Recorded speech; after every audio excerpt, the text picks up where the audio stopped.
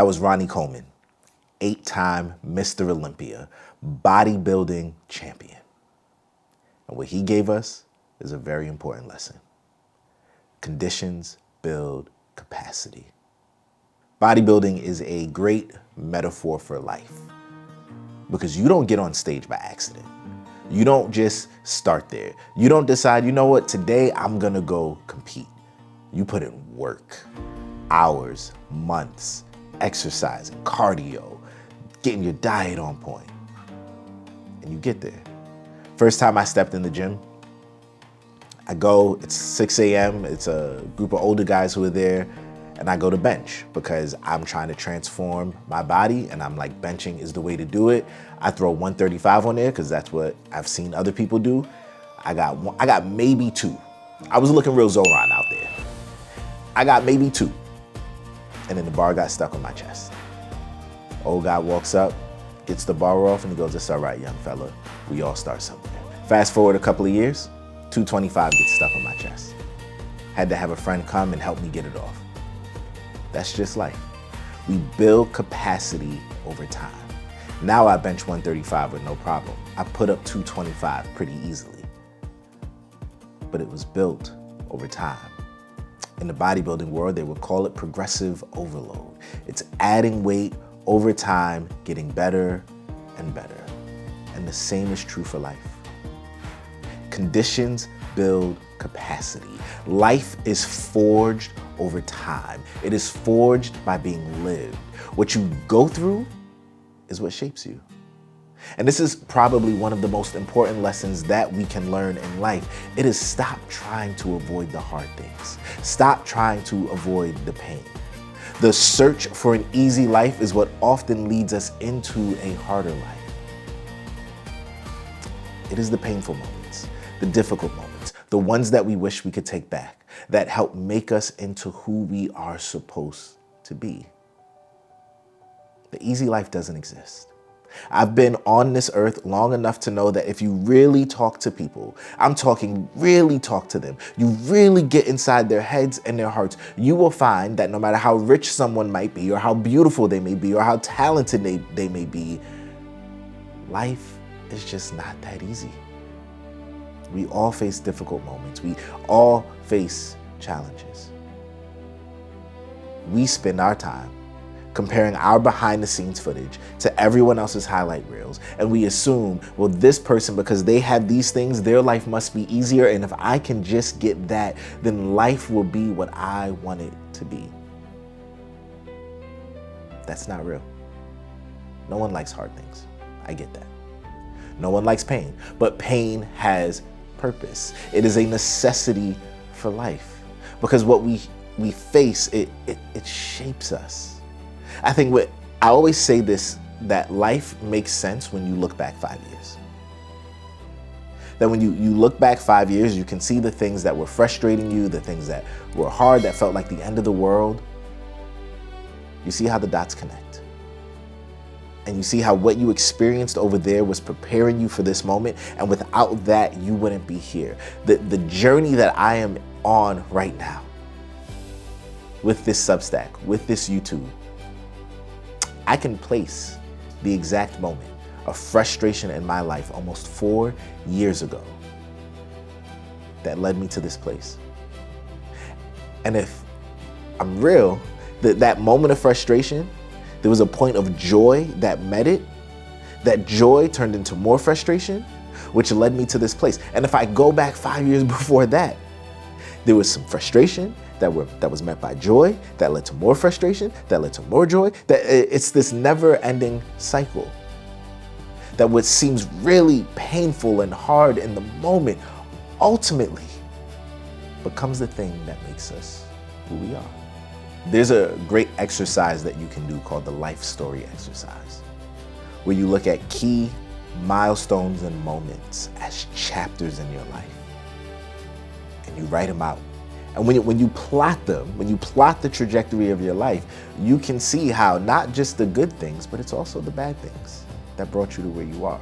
I say this all the time. We learn more from failure than we do from success. But if we're searching for easy, if we're searching for successful, if we're searching for light, then we're going to miss the painful, formative moments that turn us into who we are meant to be. What I run into often, it's people who want to just do one thing. People who say, well, I just want to focus on this thing right here, and then once I master this, then I'm going to go do the next thing. And that's not how life works. Life is lived all at the same time. Anne Frank, Martin Luther King Jr., and Barbara Walters. We think of these three people as three people on separate plot points in history. We learned about them separately in school, and yet they were all born in the same year. Their stories overlap. They existed concurrently. That is life. It's not these distinct points in history. We don't just get to do one thing at a time. Life doesn't work like that. You're figuring out your relationship with your parents as you're navigating your career. You're trying to understand dating while understanding what to do when your car overheats. You're trying to figure out how to progress in your career as you're trying to figure out how to raise kids. As much as we want to gamify life and complete all the side quests before we get back to the main mission, the reality is it all happens together. And if we try to take this approach of just doing one thing at a time and ignoring the other things, then we're going to miss out on key pivotal moments of life.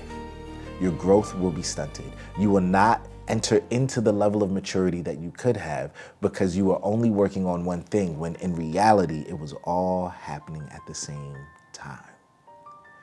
The other thing I experience often is the arrival fallacy.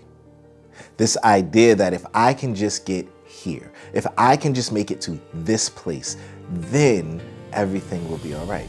Or if I just reach a certain age, then I will flip the switch. But that is not how life works. One, the arrival fallacy is the arrival fallacy for a reason, because we think that once I get to this point, then things will be okay. But ask anyone who's been on this earth long enough. You reach that mountaintop, or you get to that place and you realize it's not what I thought it would be. I don't feel what I thought I would feel. I'm not ready in what I thought I would be ready in. As a millennial, as an elder millennial, I can tell you that all of us are running around asking the same question. We're the adults. We're the ones in charge. We're responsible for children. We have to deal with 401ks. We're halfway through our working careers, and it doesn't feel like it.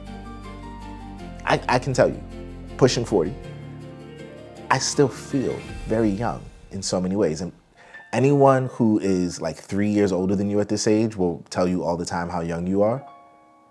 And while physically, I might feel that way, mentally and emotionally, I'm like, I'm not a kid, but I don't feel like my parents. It's this weird middle limbo ground. So if I'm saying to myself, oh, well, when I turn 40, then I'm gonna hit 40 and I'll probably still feel the same way. Stop waiting for the moment of arrival. Stop waiting to get there in order to be who you're supposed to be. You're growing as you go. The reality is, you'll reach that place, that age, that stage, and you will be ill-equipped for it because you spent your life running from the hard things. You are not going to be able to carry the big weight, mentally, emotionally, physically, if you have not spent the time carrying the little ones, building the capacity to do so. So how do you get there? Oh, that's easy. Nothing in life is wasted. This is the story of my life. Every rejection, every frustration, every pitch that I put together, the podcast that went nowhere, the writing that went nowhere, they were all practice for this moment. Nothing is wasted. They are building the capacity in you to become who you are meant to be. I have, and maybe one day I'll finish them, a bunch of half-written manuscripts, a bunch of book ideas.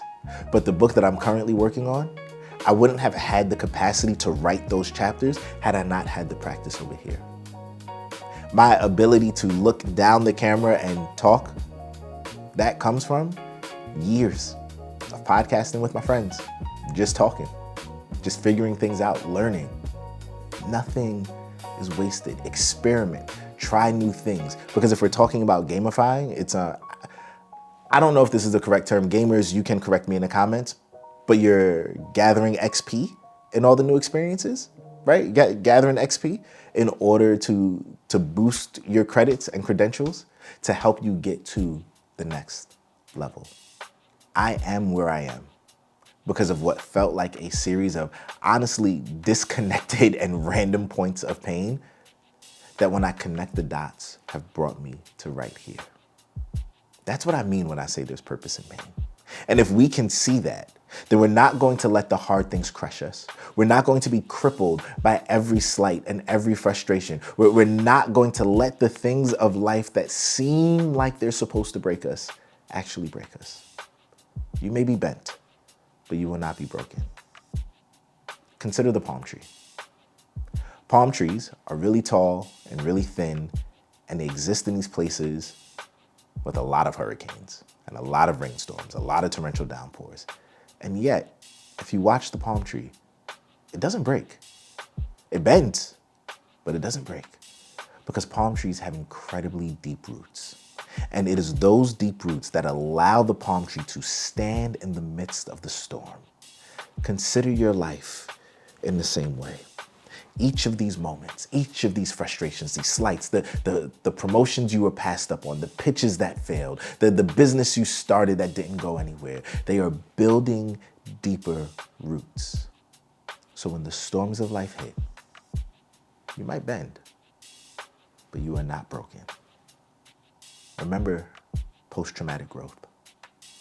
It asks the question, what can I learn from you? What can I learn from this moment so that I can be the best version of myself? The conditions are merely designed to build our capacity over time so that we can be all that we are meant to be. As a coach, my job is to help you walk through those conditions and help you see how those conditions from a post-traumatic growth lens help you build the capacity so that we can see you become the best version of you. But now maybe you're thinking, nope, CJ, I'm going to be bent and I'm going to be broken by everything that I face in this life because it's just not fair and my life should be easy. And I'm going to say, cool, chase that easy life. But I've lived long enough and I've seen enough people who spent their lives chasing the easy that I know how it ends. But really, what do I know? I'm just some guy from Brooklyn.